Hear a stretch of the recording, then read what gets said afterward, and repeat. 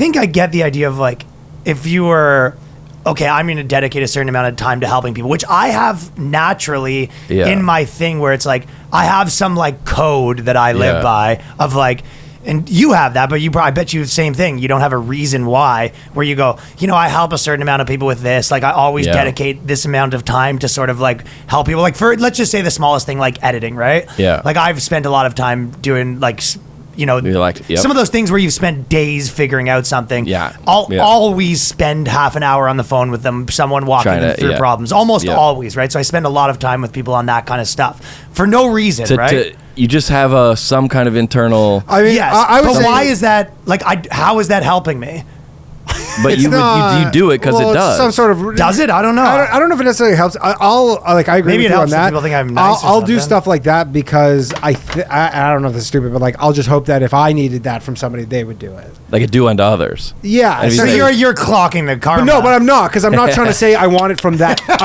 Maybe karma. Or whatever. I'm not saying I want it from that person. The karma clock. I'm just saying, like, I would like if someone else spent 4 days learning something, and I called them up being like, "Hey, how do I do this thing?"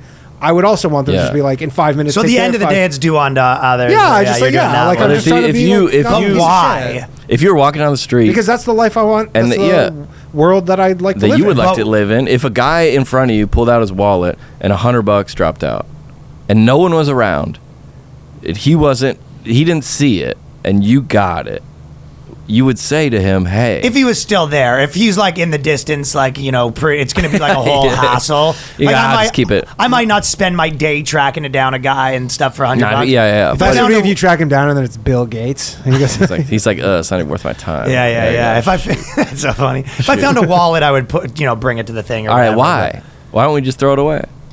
That's what I'm asking. I don't know. I don't know if I know. Maybe I just have these fucking things ingrained. Because if you lost your wallet, you would want someone to do that for you. I don't. Because you know the inconvenience of losing your wallet. Yeah, but I don't. Loses his wallet every week. However, but the reason but this is why your logic doesn't make sense, because in my mind those two aren't connected. I don't.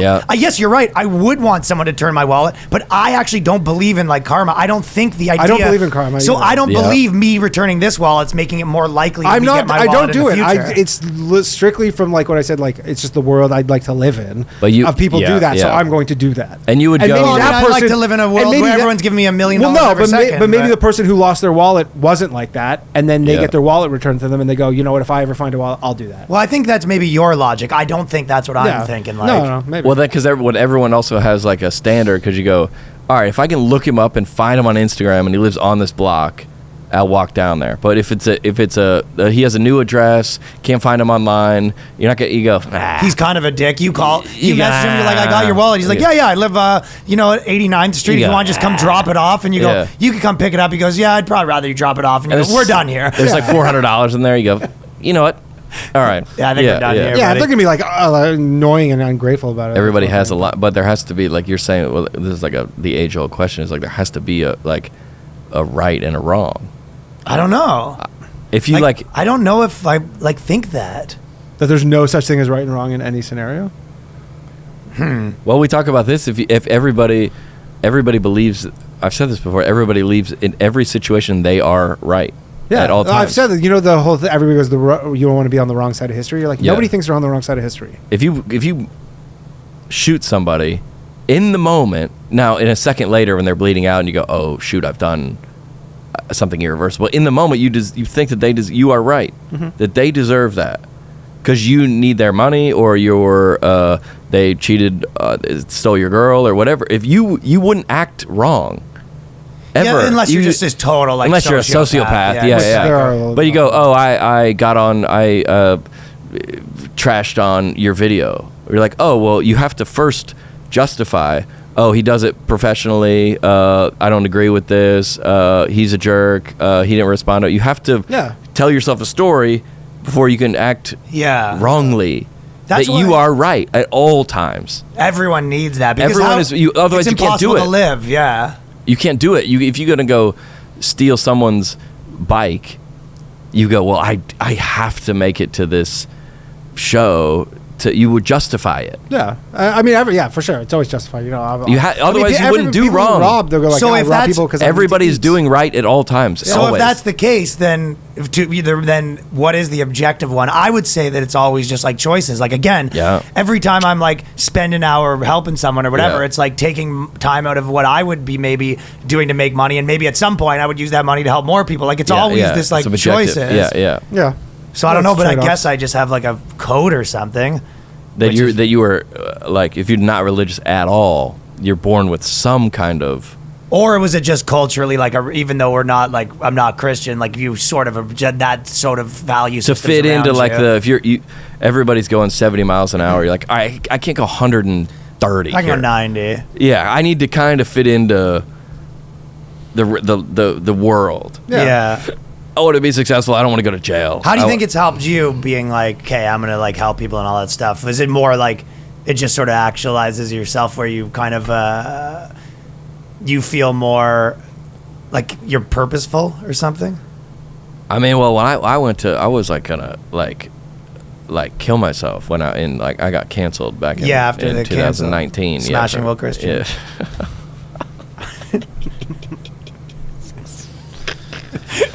But I was like, dude, this King is of like, Nashville. Yeah. Was that in Nashville or was that in LA? What?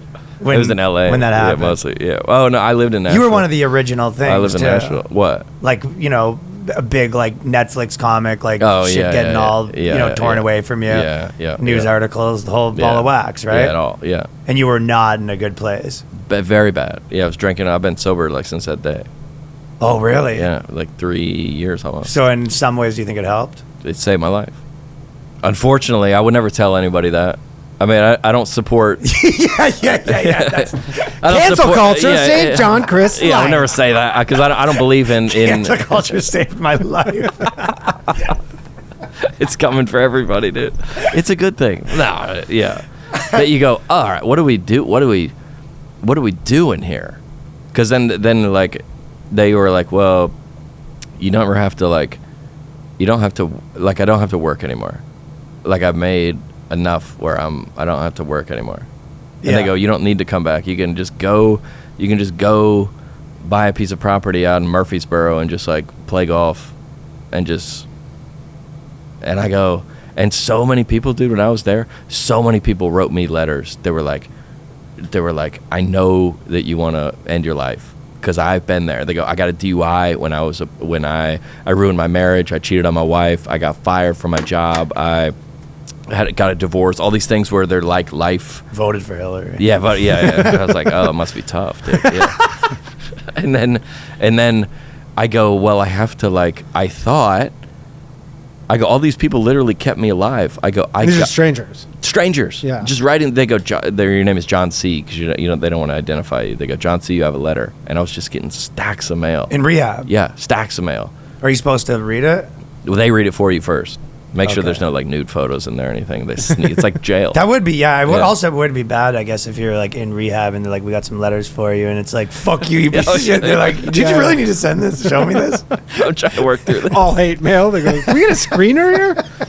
Can I pay for this screener? The screener's off duty. We just scanned it for like drugs, and we said we didn't read it. Oh shoot! You're like, I'm not addicted to drugs. Yeah, like I'm good. But then I go, oh, I have to like. Now, like as soon as there was like Sam Hunt, which is like he's a country singer. Yeah, we met him in. Yeah, you met him. Oh yeah. Remember? Oh yeah, we met him at the show. Yeah. He's like he got a DUI. We didn't realize how big he was. Yeah, it's huge. He got a DUI, and I go immediately. I got to reach out to him. I have to, because I know what it's like. To be there. And he's getting crushed right on social. Oh, he's supposed to he's getting crushed on social media, and I go, I have to help him. Do you think it helped? I just be encouraging to because it saved my life. It helps, yes, dude. And anybody have you become like the de facto guy for some people? Everybody always calls me that guy. Yeah, I get a lot of that too. Where I'm just like they're like, you know what it's like. You're like, help. You've been to rehab. Help my guy every day, dude. And you'll be happy to help. I mean, you become a sponsor essentially. Yeah, right? Yeah. You go to meeting. You go to AA meeting or something like that. Do you go to those? I used to go to more. I don't go to. Because it's just not an issue. Yeah, not really. I mean, I'm not like, I'm gonna. That kind of goes away. I shouldn't say it for me, at least it did. Yeah. But you go, oh, that's like somebody else, like shouldering the burden of someone else's struggle.